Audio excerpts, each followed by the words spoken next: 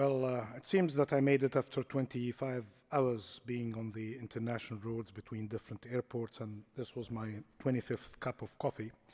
All of them claiming that they are coming from the origins of coffee somewhere, and some of them claim that they are with Arabic or Brazilian flavor for some reasons, for some sort of history, and thinking of exotic flavors.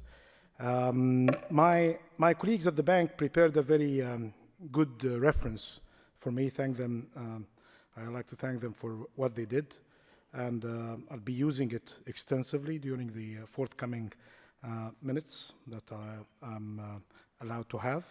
And before doing that, I'd like to thank Joe Ingram for excellent organization for an event that was reflected in the program of speakers and topics. And my colleague Chris, who had been here since the beginning, have been bombarding me with some exciting and interesting comments and ideas coming from the sessions. And I'll be touching upon some of them exactly now. And thank you so much, Uget, for this introduction for me. Well, as I said, my colleagues at the bank did this excellent job, and I'll be circulating this piece through the NSI, and I think they will be generous enough, as usual, to help us in circulating some of our ideas on natural resource management. But what they were missing is basically some interesting joke at the beginning, and this is always useful in such a gathering to mention that the speaker has some sort of sense of humor or approachable. And they missed as well a quote or two from some of the knowledgeable people in the area, just to show that the speaker has some sort of knowledge about the authorities. But we'll try to make up for that in a minute. The first one was basically my way here. From the airport, I received a message from my daughter, 15 years old, and like the rest of her generation, especially if she's Egyptian, she's coming with this kind of ideas from time to time, including criticizing me, given that she is away from home. The only person to criticize is me, given that her mother is taking care of her in my absence. So she said, well, she sent me something, and I thought that this is criticism at the beginning, but I'll be using it in a way to describe some sort of uncomfort with some of the terms that are being used recently.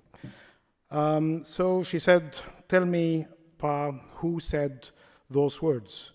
That when words lose their meaning, people lose their liberty. I thought that I'm the person who said that in a way that offended her, and she's about to lose her liberty because of me saying something that I didn't mean, or promised her something that I didn't deliver. But it seemed that this was something, after advising her to Google, that was something that we can relate to the great thinker, Confucius himself. So if I'm going to be employing the words of wisdom of Confucius to issues related to losing the meaning of words, and okay, this is going to be a sad thing for researchers and academicians. They have to mean what they say, and the words should be put in place. But what is the impact of words losing their meaning on people losing their liberty?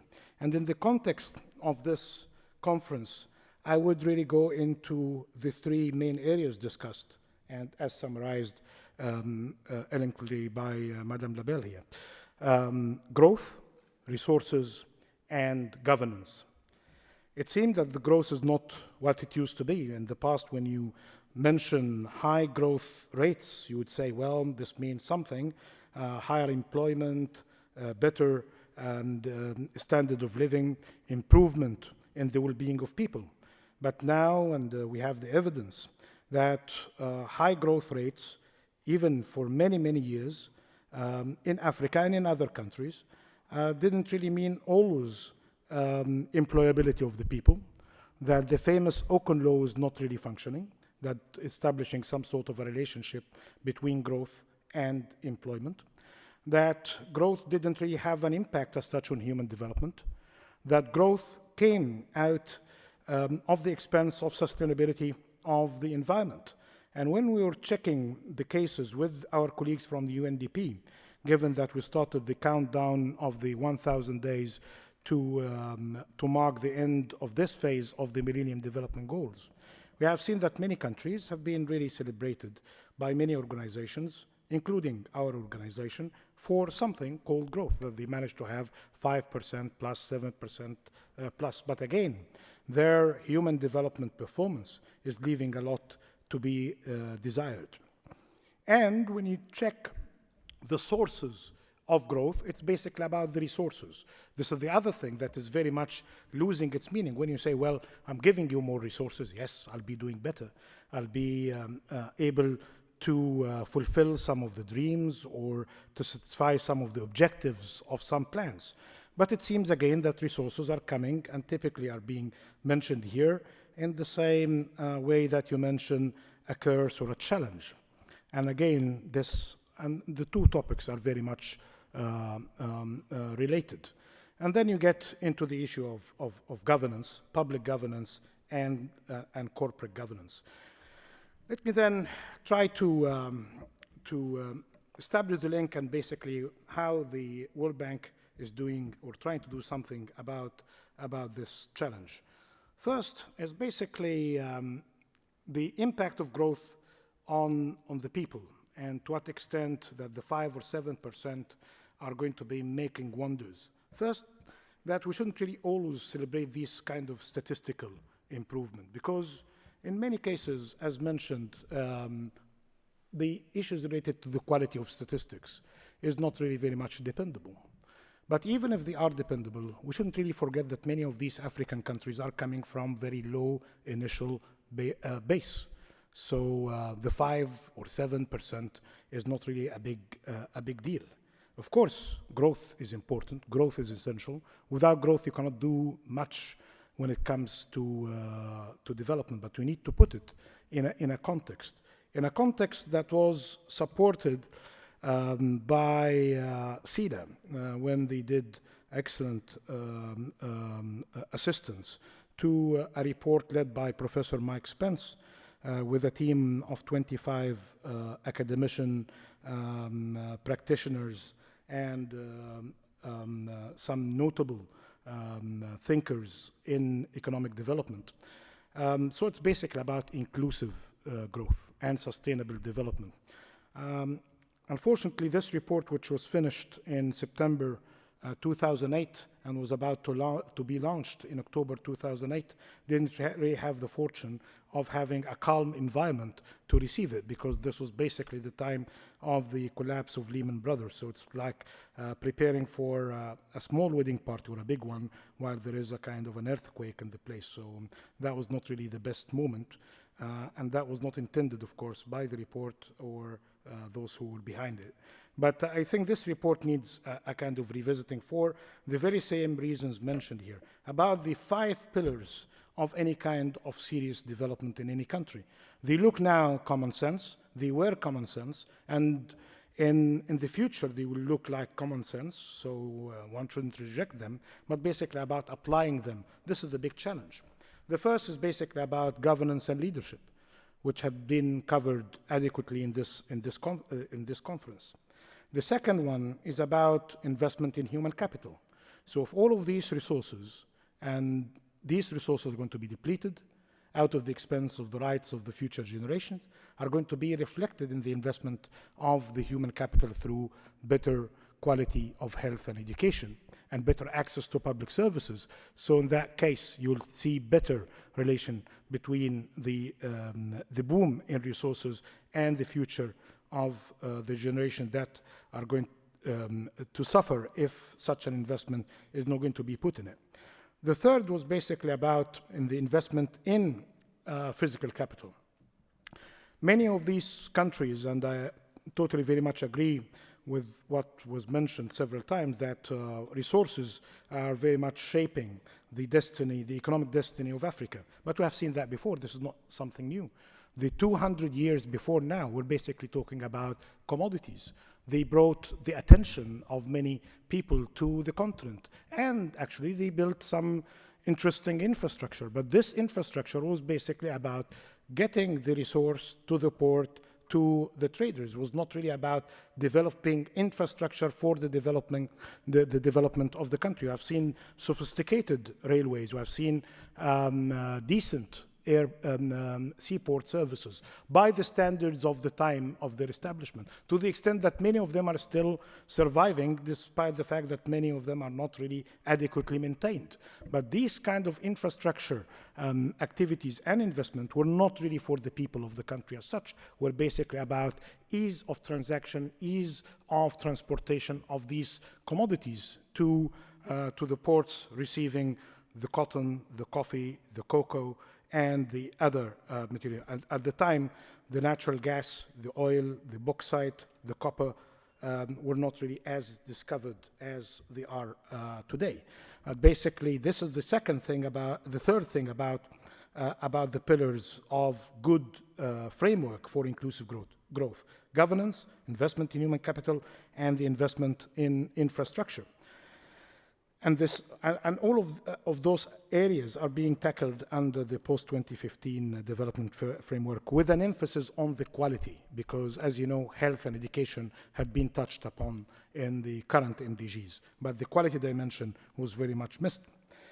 The fourth aspect, I know it's controversial,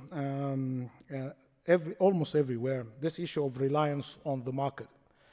But here I think we need to rely on a good definition of market, because a market in Canada is different from a market in France, is very much different from a market in Egypt, but they are going to be all called markets. Market with efficiency, market with regulations, markets with adequate information for its participants, or is it just a marketplace for getting deals done? And some of the deals could be qualified to be bad deals for the future of a country. They have been done in a market that was not really with good support to its participants, without adequate information about what's happening, without good contractual arrangements, without having good equal parties when it comes to the negotiations of contracts. And these are basically, again, very much common sense, but please come and transform them. I worked for 15 years in government. I know how it is difficult to get some good qualified lawyers or accountants or consultants.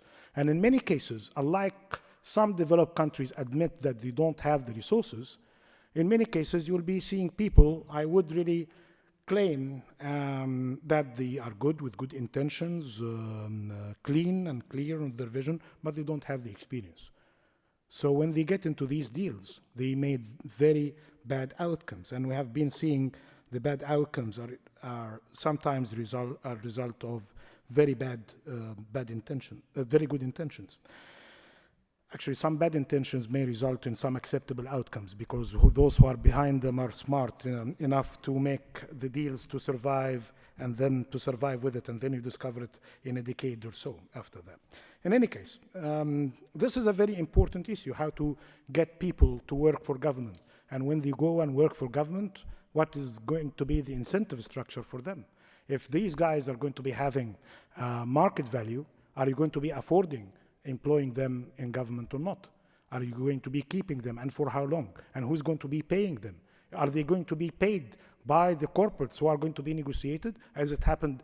These are basically real life examples. As my good colleague Ngozi Wila, who participated by a presentation to this conference, she said that people like her, with a great difference of course between her and me, she said that we're coming from the real life. So when we're coming with that kind of simple examples, yes, in many countries, even some middle income countries, you are going to be seeing very tough challenge in getting the critical minimum of caliber to deal with contracts of such big magnitudes of money. And as I said, that some advanced economies, they are not shying away from admitting that they don't have the resources. I remember when I was in government visiting the Ministry of Transport in the UK. And at the time, that was in 2004, 2005, there was a great deal of excitement, more excitement than now, about PPPs, public-private partnerships. So the secretary then said, well, we do not really have good people for this kind of work. They are not trained for that. So are hiring consultants to supervise the consultants' work. And these are all in short-term contracts, and we put them under scrutiny and surveillance for them to be under the rules of engagement when it comes to a deal for the UK government. Well, at least he's admitting that he doesn't have the resources. He's getting consultants to supervise consultants until he is going to be having his human capital in place. So the issues related to market and dealing with markets, and even when it comes to what I like it when it is happening, and it's coming with very interesting notion, what is better than having public, private, and partnership? It's politically correct for those of you who are acquainted with parliament. You are pleasing everybody. Partnership always sells. Public, yes, of course, if you have the civil service, they will be happy with you.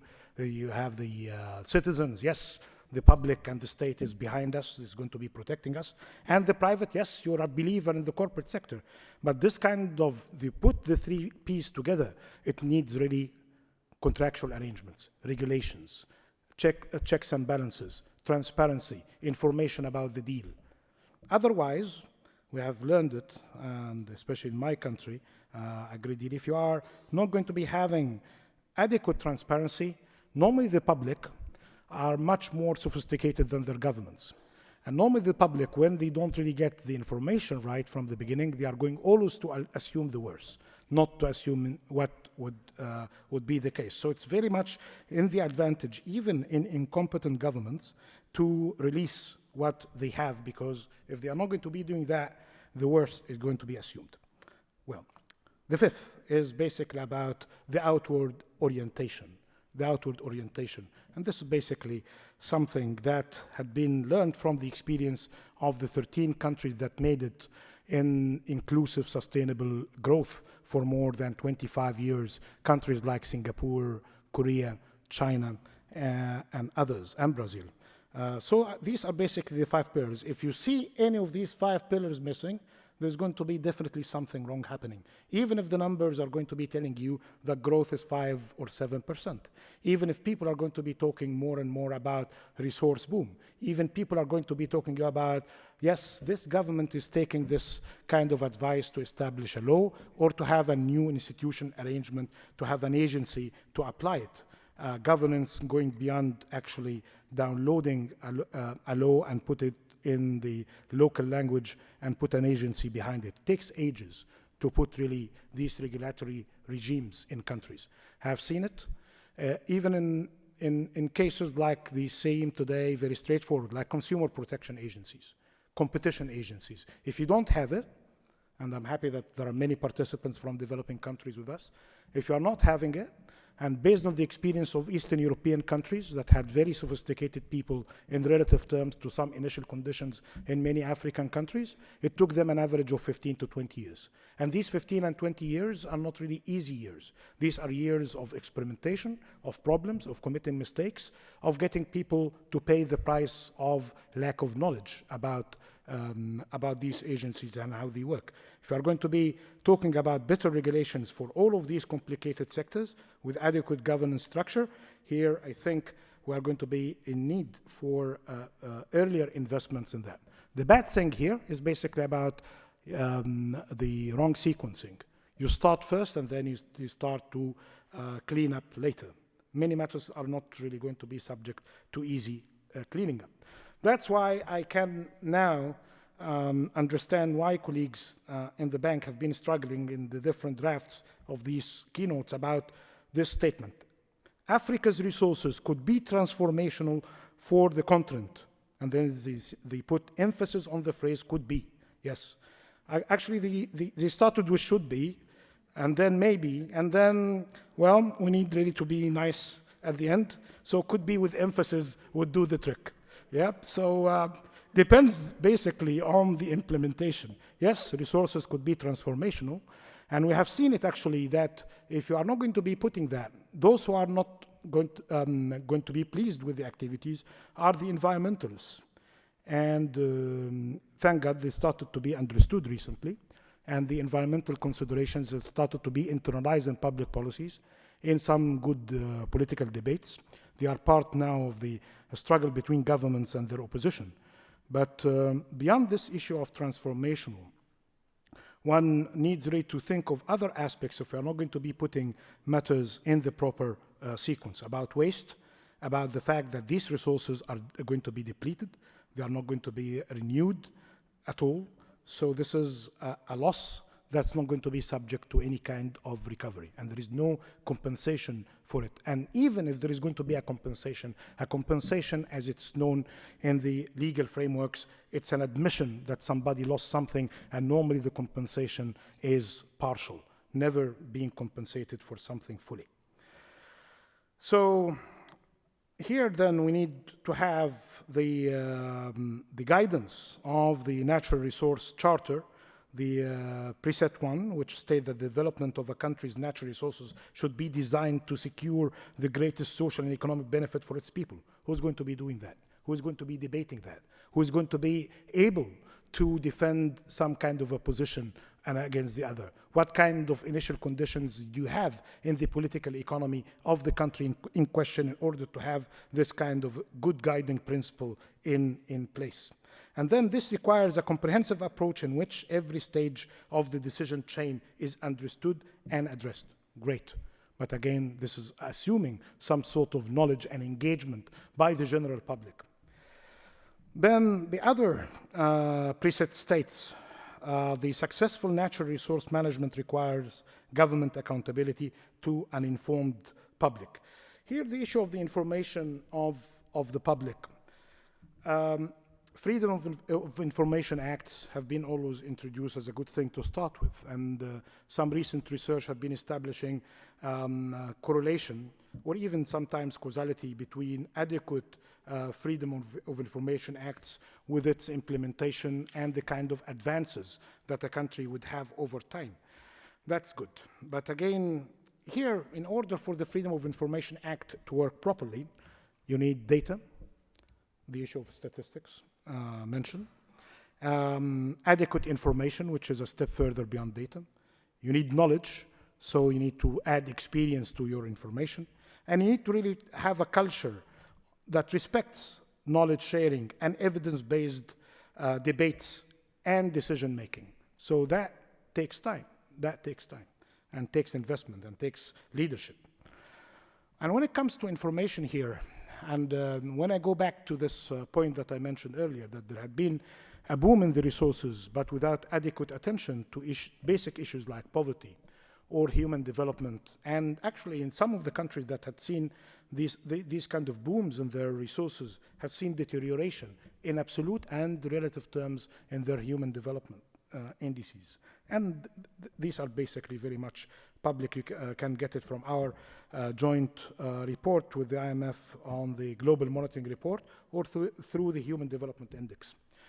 We're saying that while it is very much today feasible, and I got it from our colleagues from the bank working with the IT, the advances of IT technology is allowing us to do three things that were very much costly in the past. We can do surveys and get the results and get them processed with a fraction of their cost only 7 years ago. The very same people working in the data department of the World Bank talking about issues could be a bit different from that, but again, using surveys like financial inclusion, like gender aspects, like challenges in the quality of education.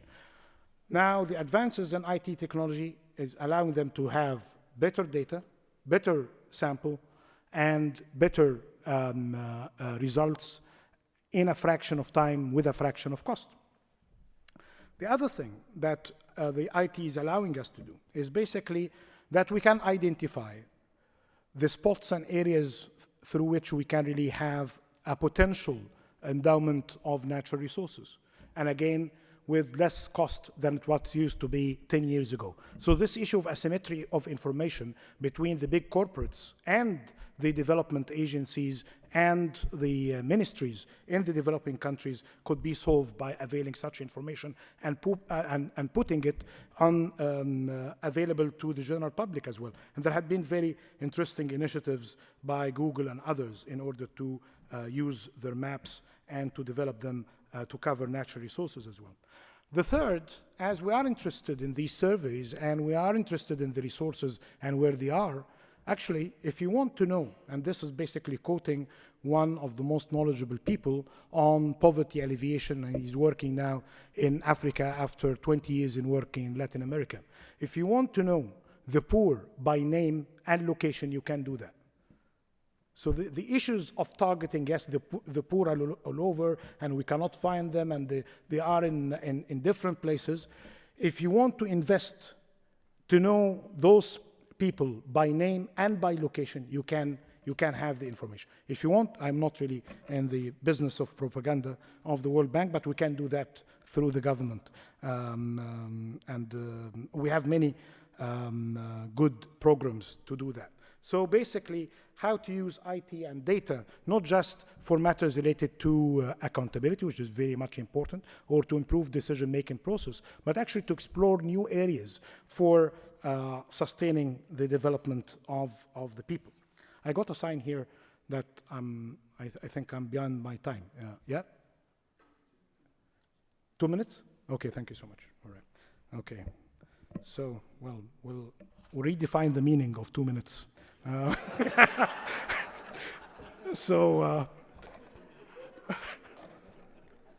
Without making anybody losing his or her liberty. But well, I have a couple of things just to share with you before I finish. It's good that my good colleague and friend Ngozi mentioned matters related to the links between good governance and natural resources here, as she did when we were in Monrovia and Liberia to discuss issues of importance, the links between the post-2015 and natural resources and how to deal with the big challenge of financing. The good thing about the post-2015 agenda today and the discussions of the resources that you have today, that matters related to the financial sector and investment are very much internalized in the discussion. In the session, the one just before this, I came toward the end of it and I enjoyed the good discussion about the investment environment and the role of the financial sector in that. You cannot really miss the opportunity in getting the financial sector and its activities internalized and put it within a frame of governance. Right. We have some interesting initiatives around that can really guide us in the future. One of them is basically about the joint 2011 African Union Commission and the UN Economic Commission for Africa. They published a paper on minerals and Africa's development, and is basically highlighting the role of CSR. And given that it has been mentioned a couple of times, let me just share with you from a practical perspective, what does it mean in the African context and in some countries in the Arab world. CSR at the beginning had been used as a kind of a charity by corporates. And then it has evolved into compliance framework, that the countries are going to be putting some rules, and for the good and nice companies, they have to comply with that, otherwise they will be subject to penalties. Now, the kind of work coming out from Harvard University recently, that CSR should be in the DNA of corporates in order for them to survive. But I think the initial conditions for that, they need a very sophisticated environment and society for these companies to put CSR in their own DNA. Because we have seen it in practice, that many companies can get away without any kind of consideration for CSR, harm to the environment, harm to human rights, harm to labor, and getting indulged in corruption, and well, they can get away with that. The issue here is not just about CSR and compliance with laws. If you are saying compliance with laws, you are going to be seeing a great deal of discrepancy and incompleteness of the legal frameworks in many developing countries. So saying that, well, I'm abiding by the law, well, it's like abiding by the law of the traffic order in Egypt, for instance, that has many things missing in it. And actually, if you don't abide by it, it could be better for you, because if you do, that would be subject to some serious problem. But in any case, we can talk about the Egyptian traffic later. Unfortunately, my fellow people are busy with other matters now. That makes the traffic problems in Egypt a kind of a joke. But well, in any case, so here is basically the incompleteness of laws.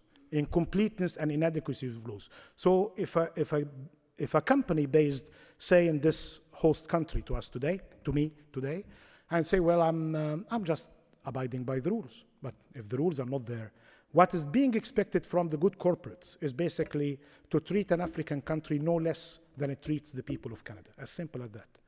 This is the spirit. This is the spirit. And if you say, well, because these companies do not really have the same kind of laws in the host countries, this is basically the subject of a great deal of discrepancy. And this is not just an emotional plea. I'm very pleased that recent work under Transparency International, the work of the OECD, the kind of rules of engagement to fight corruption, many of the good work that had been led by the NGOs and by the civil society, including the Publish What You Pay, Revenue Watch, Extractive Industries Transparency Initiative, and Natural Resource Charter. All of these kind of rules have been really giving guidance, moral guidance, and actually providing guidance to the drafters and the lawmakers in developing countries to do no less than what is going to be expected from the same company if it is going to be operating in an advanced economy with an advanced and sophisticated culture of what should be expected from the citizenship of a corporate. Finally, I have no doubt that this forum will long be remembered as a significant signpost along the journey toward more sustainable development in Africa, with the ultimate goal of ending poverty and sharing prosperity. To do that, I think we need to share the good outcomes, not just of the presentations, but the good discussions that you had. And this is a very important topic. This is a very timely topic, very sensitive. You get the interest of the development agencies, politicians, government, and more importantly, the people in this topic. As far as we can really have good reaching out beyond the distinguished participants today to the outside world, I think the benefit of this conference and this meeting is going to be even more enhanced. And I hope at the very end that I didn't use any word in a way, with the exception of the 2 minutes, to lose their meaning. And I hope you all enjoy your liberty. Thank you so much.